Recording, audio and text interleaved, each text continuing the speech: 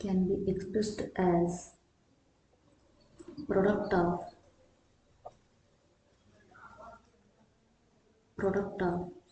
prime numbers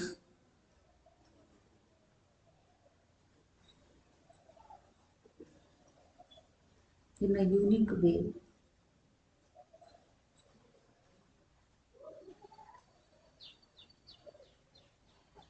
independent of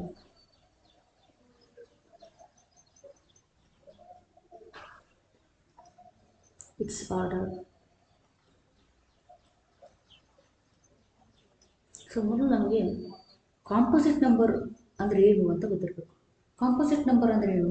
ಯಾವುದೇ ಒಂದು number ಅದಕ್ಕೆ ಮೋರ್ ದ್ಯಾನ್ 2 ಫ್ಯಾಕ್ಟರ್ಸ್ ಇದ್ದರೆ ಅಂಥ ನಂಬರ್ನ ನಾವೇನಂತ ಕರಿತೀವಿ? ಕಾಂಪೋಸಿಟ್ ನಂಬರ್ ಅಂತ ಕರಿತೀವಿ.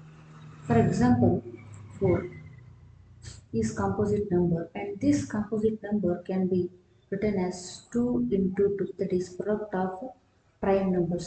Next number 6. 6 is a composite number, and this can be written as 2 into 3 as product of prime numbers. And next number is 8. 8 can be written as 2 into 2 into 2. Okay, so in this way 12 can be written as 2 into 2 into 3. Okay, in this way every composite number can be written as product of 2 primes. This is what fundamental theorem of arithmetic says.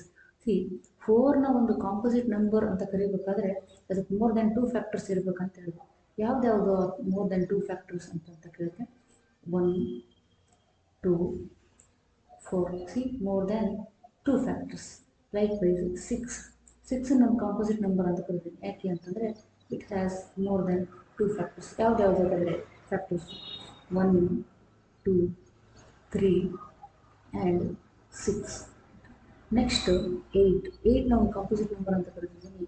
ಯಾಕೆ ಅಂತಂದರೆ it has more than 2 factors 1 2 4 and 8.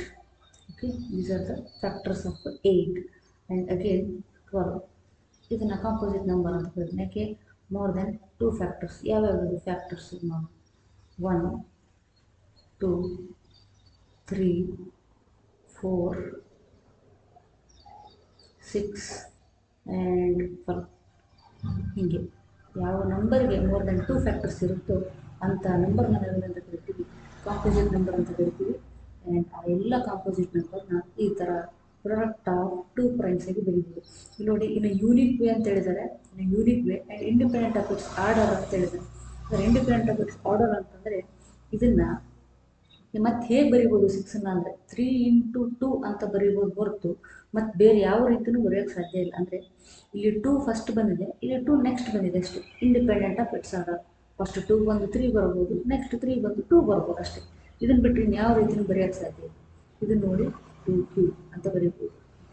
ಇದನ್ನು 2 square into 3 ಅಂತ ಬರೀಬೋದು ಇಷ್ಟೇ. ಈ way ಬಿಟ್ಟರೆ ಮತ್ತು ಯಾವ ವೇನಲ್ಲೂ ಬರೆಯೋಕ್ಕೆ ಸಾಧ್ಯ ಇಲ್ಲ ಅಂತ ಹೇಳಿದ್ರೆ ಫಂಡಮೆಂಟಲ್ ಥಿಯರಮ್ ಆಫ್ ಅರ್ಥಮೆಟಿಕ್.